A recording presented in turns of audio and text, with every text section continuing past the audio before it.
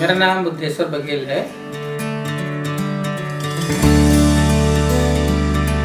और by profession में direct selling industry में काम करता हूँ।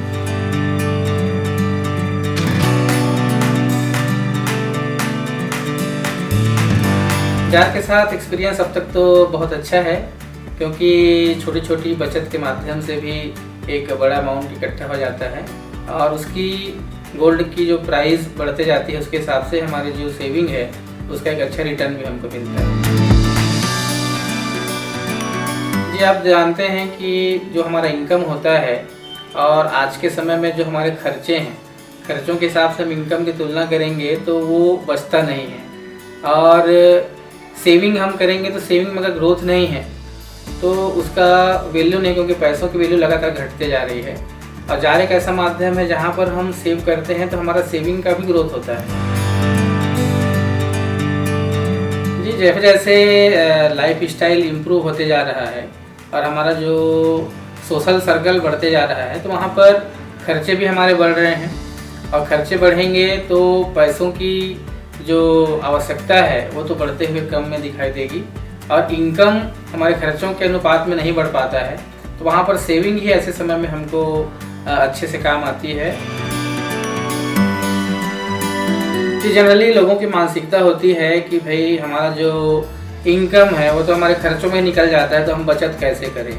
और मार्केट में बहुत सारे ऐसी चीज़ें हैं जहाँ पर लोगों को लॉस हुआ है, सेविंग के चलते उन्होंने किसी कंपनी में या किसी फंड में इन्वेस्ट किया तो उनको लॉस हुआ है। तो जो बैड एक्सपीरियंस लोगों के पास होता है इसके वजह से लोग सेविंग करने से सेविंग तो करना चाहते हैं लेकिन घबराते हैं, कहाँ करें, माध्यम सही सेलेक्ट नहीं कर पाते हैं।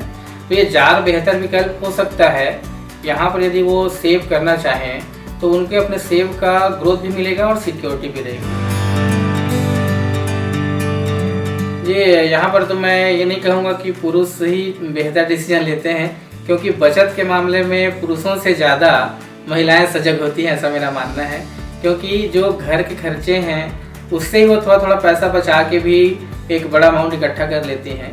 तो मैं यहाँ पर ये नहीं कहूँगा कि पुरुष ही बचत के मामले में ज़्यादा सजग हैं, महिलाएं भी बेहद सजग हैं। एक्चुअली कुछ मेरे इंश्योरेंस पॉलिसीज़ भी हैं और बीच में मेरी कोविड के बाद फाइनेंशियल सिचुएशन थोड़ी सी डिस्टर्ब हो गई थी। उसके चलते आगे चल के मैंने, जैसे मेरा एक 50,000 का पॉलिसी था और वो मैं पे नहीं कर पाया था, लेकिन गोल्ड में जो मेरी सेविंग है जार में वो कंटिन्यू चल रही थी। अचानक से मेरा जो पे आउट आता है वो पे आउट आया और अकाउंट से मेरा पूरा जो पैसा है 50,000 वो इंश्योरेंस के लिए डिडक्ट हो गया। ऑटो डिडक्ट सिस्टम उसमें था और मैंने सोच रहा था कि इंश्योरेंस का भी पे करूँगा, लेकिन ऑटो डिडक्ट था, डिडक्ट हो गया।